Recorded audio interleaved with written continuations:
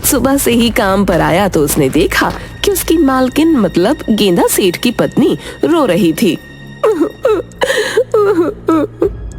क्या हुआ मालकिन, आप रो क्यों रही हैं? सब कुछ ठीक तो है? अरे क्या खाक ठीक होगा रोंदू, जब से मेरा तुम्हारे मालिक से विवाह हुआ है तब से मेरा जीना हराम हो गया है। मैं कुछ समझा नहीं मालकिन। अरे बुद्धू, विवाह करने के बाद तो मैं सजना संवरना ही भूल गई। पूरा दिन तो तुम्हारे उस पेटू मालिक के लिए रोटियां बनाने में ही निकल जाता है, लेकिन उसकी भूख है जो खत्म होने का नाम ही नहीं ले रही। मालकिन, मालिक की भूख से तो सारा गांव परेशान है। और तो और अब तो गांव वालों ने शादी ब्याह में भी मुझे पूछना बंद कर दिया है। तुझे क्यों पूछना बंद कर दिया? तू तो अपने मालिक की तरह पेटुआ नहीं है ना। मालिक का डर उनके दिल में इस कदर बैठ चुका है मालकिन कि वो इस घर के सदस्य तो क्या, इस घर के नौकर तक को शादी ब्याह में डर की वजह से नहीं पूछ रहे। तभी रोंदू के कान में गेंदा सेठ की आवाज टकराई।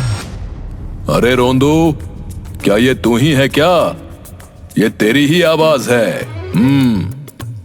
रोंदू गेंदा सेठ के कमरे में चला गया। हाँ मालिक, ये मेरी ही आवाज है। कल रात मैं ही तो यहाँ से गया था, इतनी जल्दी भूल गए?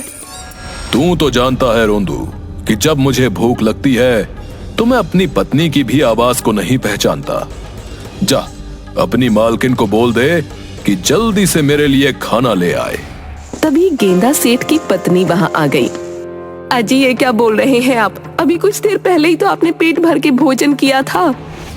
ये क्या बोल रही हो तुम? मेरा पेट कभी भरा है क्या? और वैसे भी वो तो मैंने हल्का फुल्का नाश्ता किया था बस। उसे किए हुए भी काफी देर हो गई। दोपहर का समय होने वाला है, अब मुझे भूख लग रही है। अब ये क्या बोल रहे हैं आप मालिक? अभी तो सिर्फ सुबह के 9 बजे हैं। हाँ, सुबह के 9 मेरे लिए दोपहर ही होती है रोंदू। और नाश्ता भी तो मैंने सुबह 6 बजे किया था ना। मुझे सुबह उठते ही भूख लगने लगती है। हद कर रहे हैं आप। अभी 20 मिनट पहले मैंने आपको पूरे 30 मोटे मोटे पराठे खिलाए थे, और वैसे भी घर में आटा खत्म हो गया है। जाइए, रोंदू के साथ जाकर पहले राशन लेकर आइए। तभी कुछ सोचते हुए गेंदा सेठ की पत्नी बोली, रहने दीजिए, राशन मैं ले आऊंगी। पता चला कि आप राशन वाले की आधी राशन की दुकान वहीं पर समाप्त कर दें। इतना कहकर गेंदा सेठ की पत्नी रोंदू के साथ बाहर आ गई और रोंदू से बोली, अब तू ही बता मैं क्या करूं? कोई उपाय बता, कोई ऐसी जड़ी बूटी ला जिससे तेरे मालिक की भूख कम हो जाए। चिंता मत कीजिए मालकिन, मैं आपकी आंखों में आंसू नहीं देख पा रहा हूँ। मैं जरूर कुछ ना कुछ कोई उपाय करता हूँ। इतना बोलकर रोंदू वहाँ से चला गया और बैठकर कुछ सोचने लगा। कुछ तो करना होगा, मुझसे मालकिन का रोना नहीं देखा जा रहा था, लेकिन क्या करूं? तभी रोंदू के दिमाग में एक विचार आया। समझ गया, मुझे उस साधु के पास जाना चाहिए जो गांव के जंगल में रहते हैं। मैंने सुना है कि वो भूत प्रेत भगाने के अलावा जड़ी बूटियां भी बेचते हैं। उनके पास जरूर कुछ ना कुछ उपाय होगा।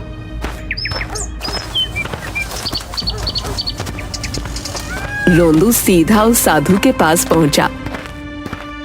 रोंदू को देखकर वो साधु तेज आवाज में बोला, बस आगे कुछ भी बोलने की जरूरत नहीं है। मैं समझ गया कि तू यहाँ पर क्यों आया है। लेकिन साधु महाराज, मैंने तो अभी कुछ बोला भी नहीं। मुझसे ज्यादा मुंह चलाने की जरूरत नहीं है बच्चे। तू मुझे जानता नहीं कि मैं कितना ज्ञानी साधु हूँ। ठीक है साधु महाराज, तो फिर मुझे उपाय बता दीजिए। साधु ने एक जड़ी बूटी का टुकड़ा रोंदू के हाथ में पकड़ा दिया। जा, इस जड़ी बूटी को शमशान घाट में जाकर गाड़ दे। तेरी पत्नी घर आ जाएगी और वो तुझे बहुत ज्यादा प्रेम करने लगेगी। दिमाग खराब हो गया है क्या आपका? अरे अभी तो मेरी शादी भी नहीं हुई। क्या? लगता है मुझसे गलती हो गई। मैं किसी दूसरे को समझ बैठा। चल, अब तू अपनी जुबान से अपनी समस्या मुझे बता दे। रोंदू ने एक ही सांस में साधु को सारी समस्या बता दी। साधु एक दूसरी जड़ी बूटी रोंदू के हाथ में देते हुए बोले, जाकर ये जड़ी बूटी अपने मालिक को खिला देना। और याद रखना, इस जड़ी बूटी को खिलाने के बाद तुझे अपने मालिक की दावत स्वयं अपने घर पर करनी होगी। तो क्या इस जड़ी बूटी को खाने के बाद उनकी भूख समाप्त हो जाएगी? मूर्ख व्यक्ति, तू मुझे जानता नहीं कि मेरे ज्ञान के भंडार में कौन कौन सी शक्तियां छुपी हुई हैं। रुक। इतना बोलकर उस साधु ने बहुत सारी जड़ी बूटियां रोंदू के हाथ में रख दी। भोजन कराने से पहले ये सारी जड़ी बूटियां पहले अपने मालिक को खिला देना, उसके बाद देखना उसे कई महीनों तक भूख नहीं लगेगी। रोंदू उन जड़ी बूटियों को अपने घर ले गया और अगले ही दिन अपने मालिक गेंदा सेठ से बोला, मालिक, जब से मैं आपके यहाँ पर नौकरी कर रहा हूँ तब से मैंने आपकी एक बार भी दावत नहीं की। तू कहना क्या चाहता है रोंदू? मालिक, आज दोपहर का भोजन आप मेरे घर पर खाइएगा, अच्छा? रोंदू की बात सुनकर सेठ खुशी से झूम उठा। वाह रोंदू वाह, आज तूने एक नौकर होने का कर्ज अदा कर दिया, वाह। इतना बोलकर गेंदा सेठ अपनी पत्नी की ओर देखकर बोला, देखा तुम्हें, मैं नहीं कहता था कि इससे अच्छा नौकर हमें सारे संसार में मोमबत्ती जलाकर भी नहीं मिलेगा। अरे रोंदू, कहीं तेरा दिमाग तो नहीं खराब हो गया? क्या तू कंगाल होना चाहता है? रोंदू अपनी मालकिन को आंख मारते हुए बोला। चिंता मत कीजिए मालकिन, मैं सब संभाल लूंगा। दोपहर के समय गेंदा सेठ धीरे धीरे कदमों से चलता हुआ रोंदू के घर पहुंचा। रोंदू ने वो सारी जड़ी बूटियां गेंदा सेठ के सामने रख दी। तूने तो कहा था कि तूने मेरी दावत की है, लेकिन तूने मेरे लिए ये क्या घास फूस बनाई है? अरे मालिक, ये एक नई डिश है, इसे खाकर आपको आनंद आ जाएगा। हाँ, भोजन ग्रहण करने से पहले आप ये खा लीजिए, उसके बाद बस भोजन खाइएगा। हाँ। गेंदा सेठ कुछ ही सेकंड में सारी जड़ी बूटियों को खा गया। अब ये जो कुछ भी था मुझे नहीं पता, लेकिन था बड़ा स्वादिष्ट। इसे खाकर तो मुझे और ज्यादा भूख लगने लगी। अब जल्दी से मेरे लिए खाना ले आ, जा। गेंदा सेठ की बात सुनकर रोंदू को चक्कर आते हुए महसूस हुए। क्या? लेकिन साधु ने तो कुछ और ही कहा था। रोंदू दौड़ता हुआ वो सारा भोजन ले आया जो उसने गेंदा सेठ के लिए बनाया था। ये लीजिए मालिक, आपका भोजन। अरे वाह, तूने तो मेरी पसंदीदा आलू और पनीर की सब्जी भी बनाई है और देसी घी की पूरियां भी है। अरे अरे अरे अरे, कटहल की सब्जी भी रखी हुई है। आज तो तूने मेरा दिन बना दिया रे। गेंदा सेठ कुछ ही मिनट में सारी प्लेटें साफ कर गया। रोंदू, इतना सा भोजन तो मेरी दाढ़ में ही लग गया रे। क्या तूने बस इतना सा ही भोजन बनाया था? हैं? क्या तुझे पता नहीं कि अतिथियों का स्वागत कैसे किया जाता है? चिंता मत कीजिए मालिक, मैं आपको भूखा वापस नहीं लौटाऊंगा। मैं अभी आपके लिए कुछ और खाने को लाता हूँ, अच्छा? इतना कहकर रोंदू सीधे बाजार गया।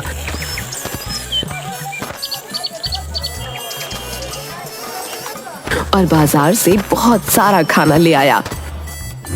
अरे वाह रोंदू, ये तो बाजार की सब्जी मालूम पड़ रही है। सालों से मैंने बाजार का खाना नहीं खाया। आखिरी बार जब बाजार में एक ढाबे पर खाना खाने गया था तो उसके ढाबे पर खाना ही खत्म हो गया था। खाना खत्म नहीं हुआ था मालिक, आप ढाबे का सारा खाना खा गए थे। यहाँ तक कि खाना खाने के बाद खाना बनाने के लिए जो ढाबे के मालिक ने कोयले रखे हुए थे वो भी चट कर गए थे। हाँ, मुझे याद है। वो सब छोड़, आज तो मजा आ जाएगा। गेंदा सेठ होटल से लाया हुआ सारा खाना कुछ ही देर में खा गया। मैं जितना खाना खा रहा हूँ उससे कुछ भला ही नहीं हो रहा, बल्कि मेरी भूख दोगुनी तिगुनी चौगुनी होती जा रही है। अरे मालिक, जहाँ गिनती का अंत हो जाता है, आपकी भूख तो उससे भी बड़ी है मालिक।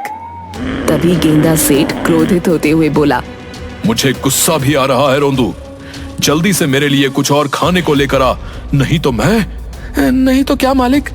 नहीं तो मुझे ऐसा लग रहा है रोंदू कि मैं तुझे ही खा जाऊं।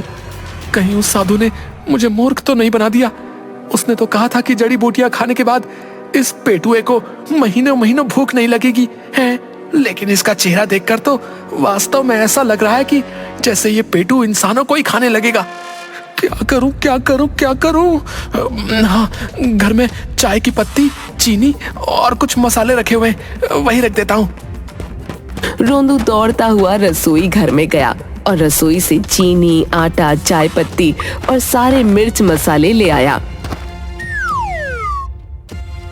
गेंदा सेठ उन सबको खा गया।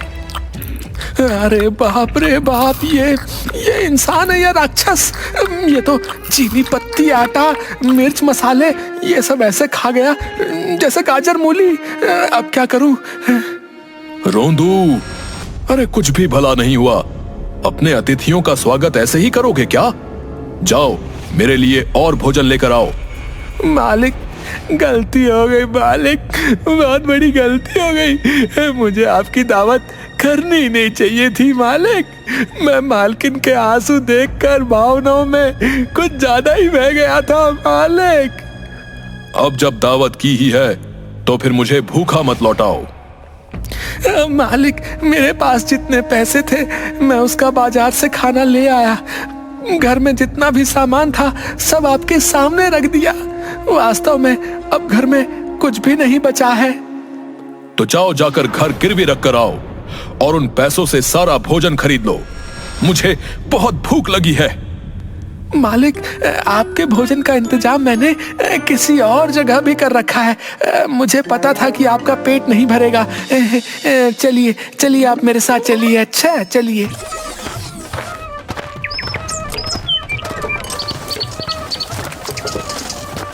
रोंदू गेंदा सेठ को सीधे साधु के पास ले आया। बस, मुझे कुछ भी बताने की जरूरत नहीं है। मैं जानता हूं कि तेरे सेठ की भूख मर चुकी है। अब तू यहाँ पर इसे इसलिए लेकर आया है ताकि मैं इसे वो जड़ी बूटी दे दूं जिससे इसे फिर से भूख लगने लगे। बकवास बंद करो महाराज। तुम्हारी जड़ी बूटी से इनकी भूख मिटी नहीं बल्कि और ज्यादा बढ़ गई है। ये इंसानों को भी खाने की बात करने लगे। हाँ? क्या लगता है मैंने गलती से और ज्यादा भूख बढ़ाने वाली जड़ी बूटी तो नहीं दे दी? अरे तुमने कुछ भी दिया हो, लेकिन मेरे तो बाजे बज गए भैया। 6 महीने का घर का राशन खत्म हो गया है। अब मैं क्या करूंगा बताओ? चिंता मत कर बालक। अब जब तू इस पेटू को मेरे पास ले ही आया है तो फिर मेरे हाथों का कमाल देख। इतना कहकर उस साधु ने एक बोरी से बहुत सारी जड़ी बूटियां निकालकर गेंदा सेठ के सामने रखी। ये क्या रोंदू, तुमने तो कहा था कि तुमने यहाँ पर भोजन का इंतजाम कर रखा है, मगर यहाँ तो मुझे घास फूस के अलावा कुछ भी नजर नहीं आ रहा। ये वही घास फूस है मालिक, जो आपको बहुत पसंद आई थी। ये वही है ये जो कुछ देर पहले आपने मेरे घर पर खाई थी ना, वही। अरे वाह, इसका स्वाद तो बहुत ही अच्छा है। इतना कहकर गेंदा सेठ ने वो सारी जड़ी बूटियां खा ली। इससे तो मेरा कुछ भी भला नहीं हुआ। मुझे और चाहिए और। साधु ने दूसरी बोरी खोलकर सारी जड़ी बूटियां गेंदा सेठ के सामने रख दी। गेंदा सेठ सारी जड़ी बूटियां खाकर बोला, ये एक बोरी करके क्यों खोल रहा है? तेरे बगल में जो सारी बोरियां रखी हुई हैं, वो सब खोल। मुझे वो सब खानी है। हाँ। अबे तेरा दिमाग तो ठीक है? वो सारी बोरियां मैं पैसों से खरीद कर लाया हूँ, कोई मुफ्त की बोरियां नहीं है। तभी गेंदा सेठ ने साधु का गला पकड़ लिया। मुझे बहुत तेजी से भूख लग रही है, समझा? जो बोल रहा हूँ वो कर, नहीं तो मैं तुझे ही खा जाऊंगा। अरे मेरा गला छोड़ भाई, मैं सारी बोरियां खोलता हूँ, मैं सब तुझे देता हूँ। रुक जा। साधु ने सारी बोरियां जड़ी बूटियों की खोलकर गेंदा सेठ के सामने रख दी। गेंदा सेठ सारी जड़ी बूटियों को खा गया। मेरा कुछ भी भला नहीं हुआ साधु, कुछ और लाओ। ये स्वादिष्ट घास फूस तो मेरी दूसरी दाढ़ में अटक गई। अरे तू इंसान है या कोई राक्षस? नहीं, तू राक्षस भी नहीं हो सकता। राक्षस भी इतना भोजन नहीं करते। तेरी भूख तो मिटने का नाम ही नहीं ले रही। अरे ओ साधु, बकवास मत कर, सीधी तरह से मुझे भोजन दे। मुझे बहुत तेजी से भूख लग रही है। अरे कहाँ से दूं? सारी जड़ी बूटियां तो तू खा गया। अरे इतनी जड़ी बूटियां मैं 1 साल तक बेचकर अपने खुद का पेट भरता हूँ। मेरी तो समझ में नहीं आ रहा कि अब मैं क्या करूं। मैं तो सड़क पर आ गया, मैं कंगाल हो गया। ये कैसी बातें कर रहे हैं आप साधु महाराज? आप तो साधु हैं। मैंने सुना था कि आप ये जड़ी बूटियां एक दिव्य जंगल से तोड़ कर लाते हैं। अरे मैं कोई साधु वाधु नहीं हूँ भैया। बल्कि मैं एक साधारण मनुष्य हूँ। मैंने तो साधु का चोला इसलिए धारण कर रखा था ताकि लोग मुझ पर विश्वास करके मेरी बाजार से खरीद कर लाई हुई जड़ी बूटियां खरीद सके। अब तू मुझे इस सेठ से छुटकारा दिलवाने का कोई उपाय बता भैया। पागल हो गए हो क्या? अरे उपाय के लिए तो मैं खुद तुम्हारे पास आया था। ये तुम दोनों क्या बकवास कर रहे हो? जल्दी से मेरे लिए भोजन लेकर आओ, मुझे भूख लगी है। साधु क्रोधित होता हुआ गेंदा सेठ की ओर देखकर बोला, रुक भुक्कड़, देखता हूँ तू कितना खाता है, रुक। इतना कहकर वो साधु कमरे के अंदर से बहुत सारे फल ले आया जो उसने स्वयं खाने के लिए 10 दिन के लिए इकट्ठा करके रखे थे। गेंदा सेठ कुछ ही देर में वो सारे फल चट कर जाता है। मुझे और भूख लगी है। साधु वहीं पर चक्कर खाकर बेहोश होकर गिर गया। ये तो बेहोश हो गया रोंदू, अब तुम ही मेरे लिए भोजन लेकर आओ। मगर रोंदू बेचारा भोजन कहाँ से लाता? वो सीधा वहाँ से बाहर की तरफ भागा और गेंदा सेठ उसके पीछे। रुक जा रोंदू, तूने मुझे दावत दी है, अपने अतिथि को भूखा जाने देगा क्या? नहीं मालिक, आज के बाद कसम खाता हूँ किसी को भी दावत नहीं दूंगा। मैं कहता हूँ रुक जा रोंदू, मुझे भूख लग रही है। मगर रोंदू नहीं रुका और गेंदा सेठ थक हार कर घर वापस चला गया।